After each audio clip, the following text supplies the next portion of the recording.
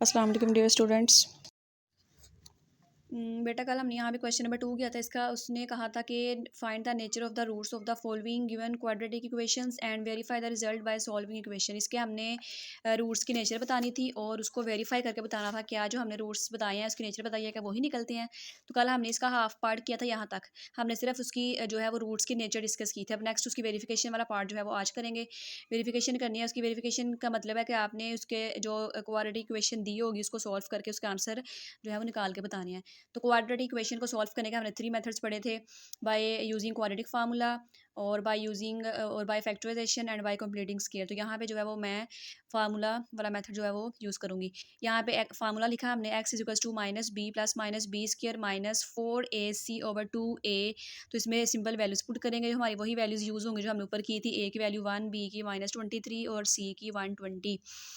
और यहाँ पे वैल्यूज पुट की, माइनस बी की जगह -23, अब ये बी का स्केयर -23 का स्केयर -4a की जगह 1, c की जगह 120 ओवर 2a की जगह 1। अब ये minus minus plus 23 plus minus minus ये बी स्केयर -4ac वाली चीज़ हमने ऊपर सॉल्व की थी ये वाली। इसका आंसर हमारे पास आया था 49। तो 49 हम जो है वो एज इट इज़ लिख देंगे इसमें।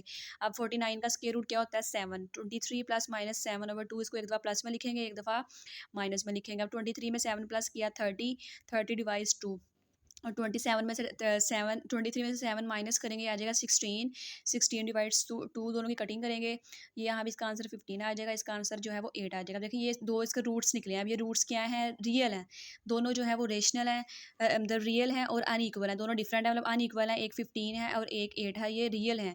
रियल मीन्स कि इसमें इमेजनरी पार्ट नहीं है, अयोटा वाला कोई भी इसमें आंसर नहीं आया। हमारे पास रूट्स रियल निकले हैं और जो है वो अनइक्वल निकले। ये हमने प्रूफ करके इसको वेरीफाई करके दिखा दिया। सेम इसी तरह से इसका मैं क्वेश्चन नंबर 2 जो है वो सॉल्व करूँगी। ये वाला 2x square plus 3x plus 7।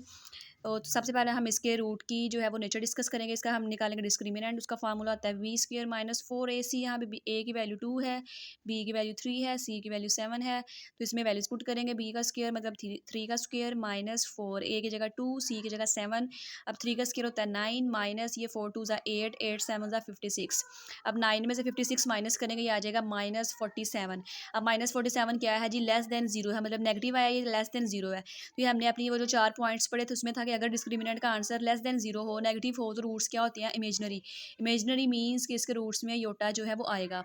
अब इसके हमने वेरिफिकेशन करनी है कि क्या वाकई इसके रूट्स इमेजनरी इमेजनरी आते हैं। उसके लिए हम ये क्वाड्रेटिक इक्वेशन को सॉल्व करेंगे। उसके सॉल्व करने के लिए भी मैंने यहाँ पे फार्मूला यूज़ किया, minus B plus minus B square minus 4ac।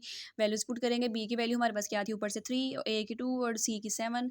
तो ये -3 प्लस माइनस ये 3 का स्क्वायर -4, ए की वैल्यू 2 और सी की 7 ओवर 2a। ए की वैल्यू फिर 2 पुट की और ये -3 प्लस माइनस माइनस ये हमारे पास बी स्क्वायर -4ac जो हमने ऊपर सॉल्व किया था, ये वाला इसका आंसर आया था -47। तो ये मैंने डायरेक्ट लिख दिया -47/4।